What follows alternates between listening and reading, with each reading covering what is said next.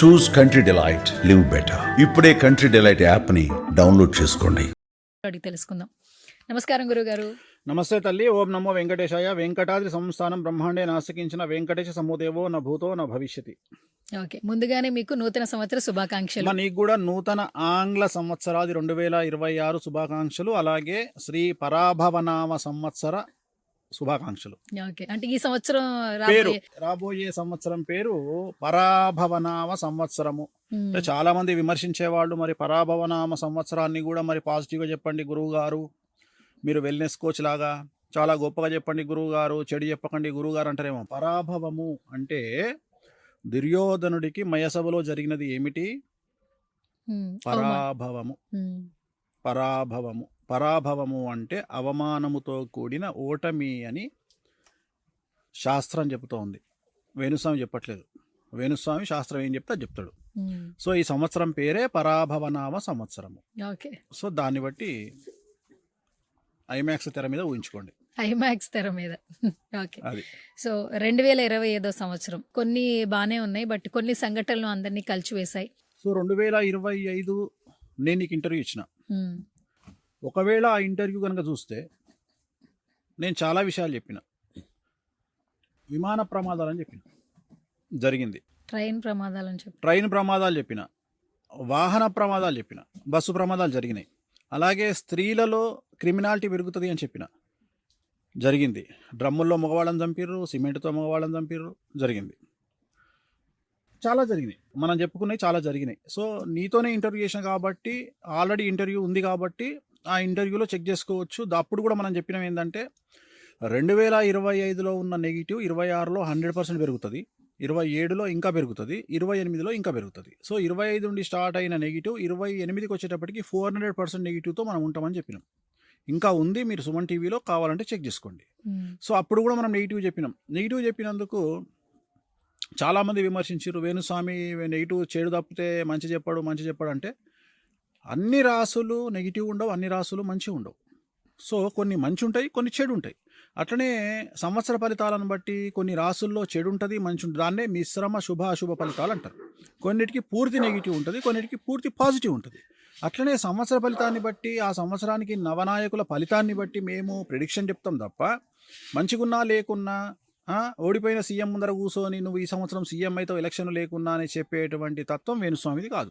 అందుకనే వేణుస్వామి జనాలతో దెబ్బలు తింటాడు. అంటే ఉదాహరణ, ఇప్పుడు నువ్వు సీఎం కాదమ్మా ఈ సంవత్సరము. ఇప్పుడు ఉదాహరణ, మళ్ళీ ఎప్పుడు ఎలక్షన్లు ఉన్నాయి? 2029లో ఉన్నాయి. 29లో ఎలక్షన్లు వస్తే ఈ సంవత్సరం సీఎం ఎట్లయితాడు? ఆయన ఓడిపోయిన ఆయన. నీకు అర్థమైందా లాజిక్? కాడు కదా. కానీ పంచాంగం చదివేటోళ్ళు ఏం చెప్తారు? ఈ సంవత్సరం నీకు యోగం ఉంది అంటాడు. అలాంటి ప్రిడిక్షన్లు, అలాంటి సొల్లు వేణుస్వామి చెప్పాడు. వేణుస్వామి జనాలు తిట్టినా సరే, విమర్శించే వాళ్ళు విమర్శించినా సరే, ఏది ఉందో గది చెప్తాడు, శాస్త్రం ఏముందో గది చెప్తాడు.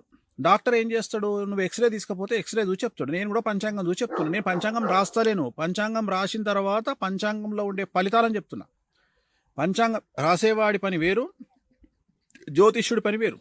మేము జ్యోతిష్యులం, పంచాంగం రాసేవాళ్ళు మా పని చేయొద్దు. పంచాంగం రాసేవాళ్ళు రాయాలి, ఎక్స్రే తీసేవాడు తీయాలి, డాక్టర్ మెడిసిన్ ఇవ్వాలి. నేను యాజ్ ఏ డాక్టర్ ఎక్స్రే చూసి ఏం రోగం ఉంది, ఏం మంది ఇవ్వాలి, నా పని. చెడు ఉంటే చెడు చెప్పాలి, కాలు ఇరిగింది చెప్పాలి, క్యాన్సర్ అని చెప్పాలి, ఎయిడ్స్ అని చెప్పాలి. కానీ మభ్యపెట్టే పనులు వేణుస్వామి చెయ్యడు. బాగా లేకున్నా నువ్వు సూపర్ స్టార్ అవుతావు, తోపు అవుతావు, తొక్కమవుతావు నేను చెప్పా. సో నేను నా గురుముఖత వచ్చినటువంటిది, మా నాన్నగారు నాకు చెప్పింది ఏంటంటే, ఒక విషయం చెప్పాడు. ఏం చెప్పిండంటే, నువ్వు కూర్చున్నావు, నీ వెనకాల ఒక వ్యక్తి నేను కొట్టడానికి కట్టె తీసుకొని వస్తున్నాడు, వచ్చి కొట్టిండు. నీకు ఫిజికల్గా తగిలే దెబ్బ కంటే భయం మైండ్ మీద తగిలే దెబ్బ ఎక్కువ. ఒప్పుకుంటావు కదా? నీకు ఫిజికల్గా నీ బాడీ 30% ఎఫెక్ట్ అవుతుంది ఈప్లో, కానీ అకస్మాత్తుగా పడిన దెబ్బ వల్ల భయం అనేది 70% ఉంటుంది. సో ఆ భయం తగ్గించడం నా కర్తవ్యం. భయపెట్టడం కాదు ఇది, భయపెట్టడం కాదు. భయపెడుతున్నారు అంటే ఖచ్చితంగా వాళ్లను పశువుల కింద ట్రీట్ చేయాలి. పశువులు కాదు, ఇక ఇంకా హీనంగా ట్రీట్ చేయాలి. ఎందుకంటే నీకు ఇది జరుగుతుంది అని చెప్పడం, ఇట్ ఈజ్ నీకు జరగబోయేటువంటి సమస్య గురించి నీకు అవేర్నెస్ క్రియేట్ చేయడం. ఎవడో అమ్మా నీ వెనకాల వస్తున్నాడమ్మా, కట్టె తీసుకొని వచ్చి కొట్టడానికి ట్రై చేస్తున్నాడమ్మా, నువ్వు జాగ్రత్తగా ఉండమ్మా, వచ్చిందమ్మా, పడ్డదమ్మా అంటే భయం అనేది నీకు ఉండదు. ఓన్లీ శారీరకమైన బాధ మాత్రమే నీకు ఉంటుంది. ఆ పని నేను చేస్తున్నా ఈ యుగంలో, ఈ తెలుగు రాష్ట్రాలలో. సో దానివల్ల ఏమవుతుంది, నీలాంటి వాళ్ళు, దెబ్బలు తినేవాళ్ళు అందరూ మానసికంగా స్ట్రాంగ్ అవుతారు. ఏం చెప్తున్నా, నువ్వు సెలబ్రిటీ అయితే జైలుకు పోవడానికి సిద్ధంగా ఉండు. నువ్వు సెలబ్రిటీ అయితే నిన్ను ట్రోల్ చేస్తారు, సిద్ధంగా ఉండు. నువ్వు సెలబ్రిటీ అయితే మేమ్స్ పెడతారు, సిద్ధంగా ఉండు. ఇవి నేను చెప్పే పనులు తప్ప కాదు కదా. ఎందుకంటే ప్రతి మనిషి సెలబ్రిటీ కావాలనుకుంటాడు. ఈ ప్రపంచంలో ప్రతి మనిషి కోరుకునేది ఒక అందమైన పెళ్ళాము, భార్యగా రావాలనుకుంటాడు. అందమైన అమ్మాయి, విపరీతంగా డబ్బు సంపాదించాలనుకుంటాడు. ప్లస్ ఖచ్చితంగా 10 మంది నాతో సెల్ఫీలు దిగాలనుకుంటాడు. ఈ 3 ప్లేసులలో తెలుగు రాష్ట్రాలలో సమస్యలు ఉన్నాయి. ఈ 3 ప్లేసులలో సమస్యలు ఉన్నాయి. సెలబ్రిటీ అయితే ఓర్వకుండా ఒకటి మీద రాయేస్తాడు. డబ్బు లేకపోతేనేమో వీనికి డబ్బు లేదురా అంటారు. డబ్బు సంపాదిస్తే ఎక్కడి నుండి వచ్చిందంటారు. సో అట్లా రాయేస్తారు.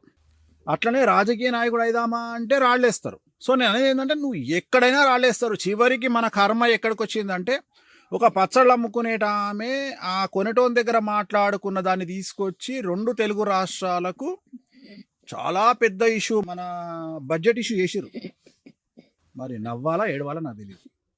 అసలు ఆ వ్యక్తిగతమైన అంశము పచ్చళ్ళు అమ్ముకునేది, కొనుక్కునేటోనికి సంబంధించిన వ్యవహారం అది. దాన్ని తీసుకొచ్చి ఇక ఈ 2 తెలుగు రాష్ట్రాలలో ఇప్పుడు మొత్తం అడ్మినిస్ట్రేషన్ ప్రాబ్లం ఉందనే లెవెల్లో ప్రాపగండ చేసారు. అంటే నేను చెప్పదలుచుకున్న పాయింట్ ఏంటంటే, చేసేవాళ్ళని నేను విమర్శిస్తలేను. ఎందుకంటే దానివల్ల వాళ్ళకి డబ్బులు వస్తున్నాయి. 1,00,000 మంది చూస్తే 6,000 5,000 వస్తాయి. నాకు తెలియదు ఆ లెక్కలు.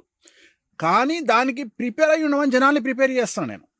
వేణుస్వామి ఎలాగైతే ప్రిపేర్ అయ్యి ఉన్నాడో అట్లనే జనాల్ని ప్రిపేర్ చేస్తున్నా. నువ్వు సెలబ్రిటీ కావాలన్నా ఓకే రెడీగా ఉండరా బాబు, వాడు దాడి చేస్తాడు, స్ట్రాంగ్ ఉండు, నీ పెళ్ళాన్ని నువ్వే కాపాడుకోవాలి, నీ బిడ్డ నువ్వే కాపాడుకోవాలి.